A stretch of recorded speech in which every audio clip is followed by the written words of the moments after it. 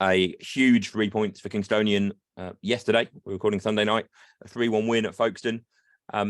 Simon, 1-0 down at half-time. How big was that second half? Yeah, I mean, the phrase huge 3 points is overused in football, isn't it? And particularly in non-league football. But when you get down to the last 5 games, it really was huge. And yeah, a game of 2 halves, classic cliche stuff with the wind straight in your face in the first half. And I felt we handled that really well, actually. Created a couple of things, very difficult to get out. And they didn't necessarily handle it too well. We said on the bench that we thought that they'd be disappointed that they hadn't got 2 or 3 goals in the bank in the first half, given how they were playing. Not that they created loads of stuff, but we felt that they would have needed it come the second half. But most of the chat in the second half, there was a bit of a realignment with a couple of guys in terms of how to play.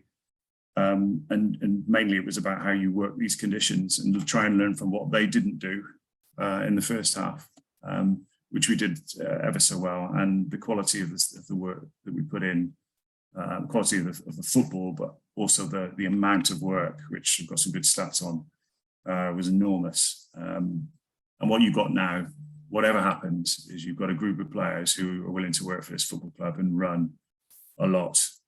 Some of the stats are through the roof, literally in terms of kilometres covered on a real heavy pitch in difficult conditions. And it was one of those, where you've got Port of Dover completely rammed, people arriving late, lots of late ETAs coming in, and then 10 minutes in, the ref pulls up with a calf, which, okay, I hope he recovers, but he didn't make a great start anyway as a ref with some of the decisions.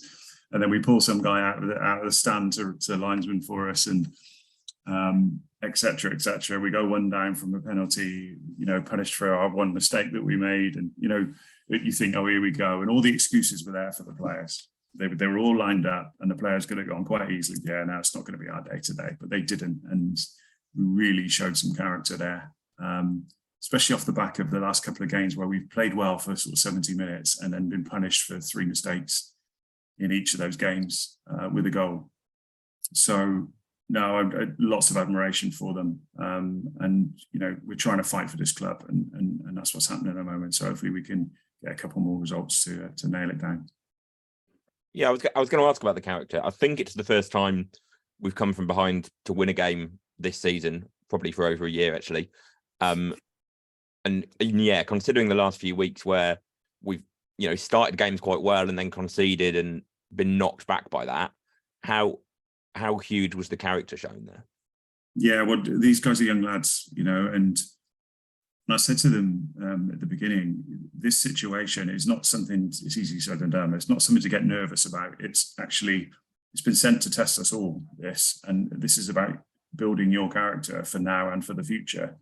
And you'll look back on this period, wherever you are, as being one where you've grown a little bit. We're all growing, right? Even as long as I've been in it.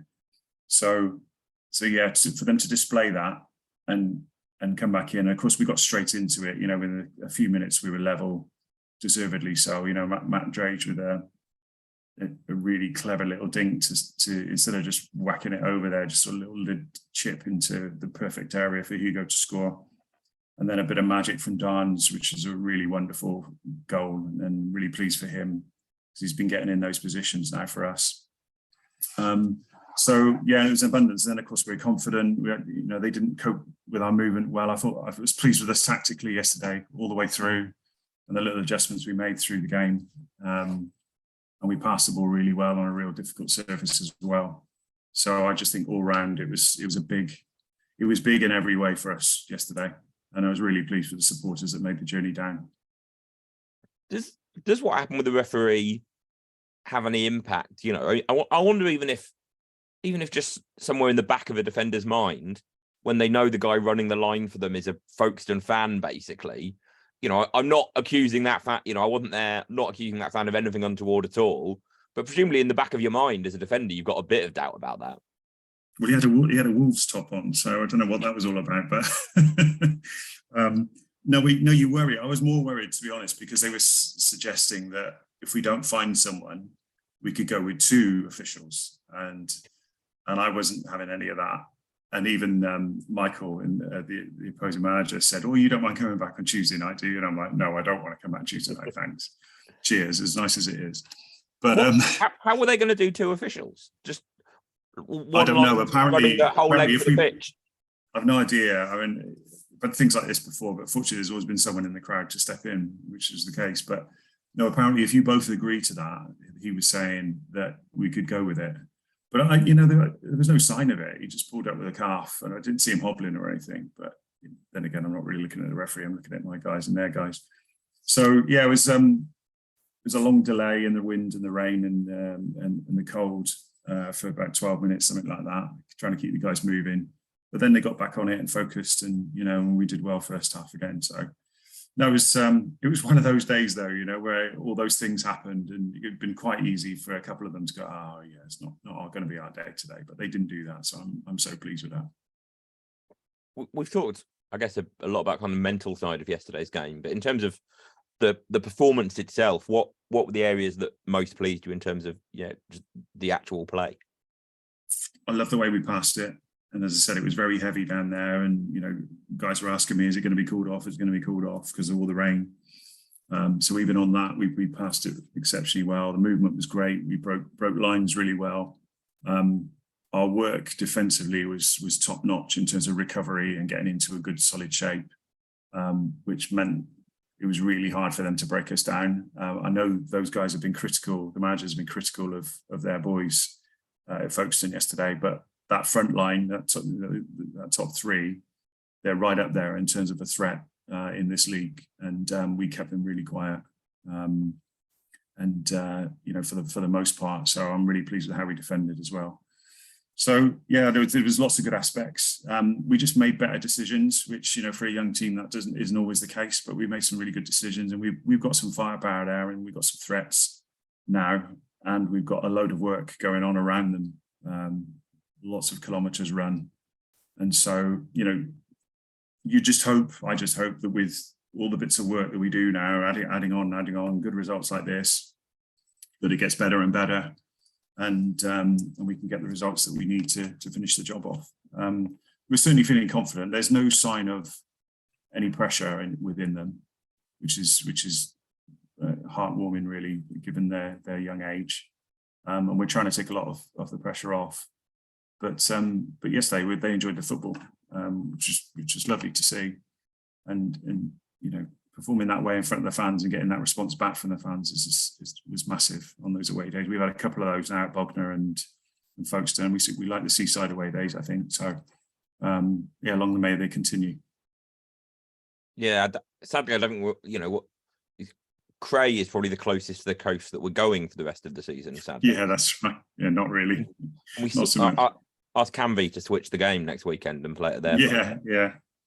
Well, there we are. Another tough one coming. So yeah, I mean, I was going to say they've kind of dragged themselves right into the title race. So with them and Hornchurch, it's and then obviously Crewe and Sixth as well.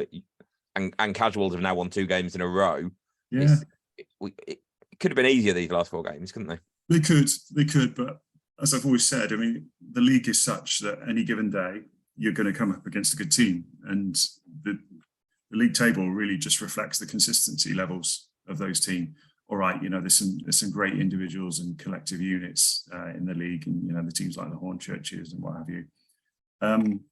But the Canvey are on a tremendous run, and they've pushed themselves with a chance of actually winning the whole thing. So, credit to them. So they'll be coming flying at us. But there's no fear there with anyone, I don't think. Certainly not myself, which we'll plan, as we always do. And we'll give a good account of ourselves. And, the thing is, with a result like that yesterday, it's great for us, obviously. But, I'd imagine if you're Herne Bay or your Bowers, you've had a little knockback when you saw that result come in from us. And we're fighting, that's the message, we're fighting. So we'll continue to do that for the last 4 games. Do you manage to switch off and not see other results during the game, or have you got someone telling you what's going on? I mean, half time, for example, I think we were looked in all kinds of trouble. I I was aware of it, but mainly because I use my phone as my timer. Okay. So I click on it and have a look. And no, you try and avoid it. I mean, one of the guys showed one of the players what the score was at halftime. I didn't want that necessarily. I didn't want them focusing on that. We've just got to do our own job. You know, it's a bonus when you add extra pressure onto your rivals, of course. But by the same token, if they manage to gain points on you, then you know it's all part of the character building process and the things that we have to deal with. So you can't control that. And you know, it's that cliche about controlling the controllables, isn't it? You know, they'll do what they'll do, and things will happen. And you know, what will be will be. We've got to make sure we're right as much as we can possibly be. And you know, and I'm happy where we are on that. We're all here thrown together, trying to make it work, and we're doing okay with it. And I'm very confident we'll be all right. In terms of the squad currently, I think yesterday you had Danny Dudley, who's been out for a little bit, and Candy, who obviously got injured last week as well. Is there a chance of those two being back before the end of the season? Well, Danny's more or less fit, so he's in contention. Chike is probably a week away, maybe 2, with his hamstring, so it's not terminal for the whole season. Last 4 games. So we're hoping to see him back at some point, but we've got to be careful with that because it's a hamstring and you know what they're like, they could go at any moment.